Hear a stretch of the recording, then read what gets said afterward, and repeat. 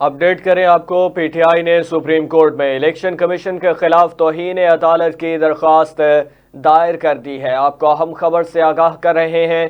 P T I نے supreme court میں election commission کے خلاف توہین عدالت کی درخواست دائر کر دی ہے۔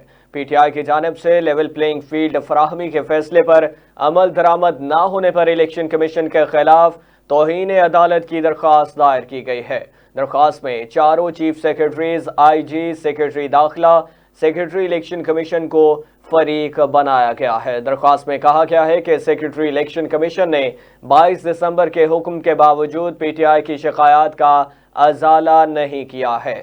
درخواست میں یہ بھی کہا گیا ہے کہ سپریم کورٹ کے واضح احکامات کے باوجود پی ٹی آئی امیدواروں کو ہراساں اور گرفتار کیا گیا ہے۔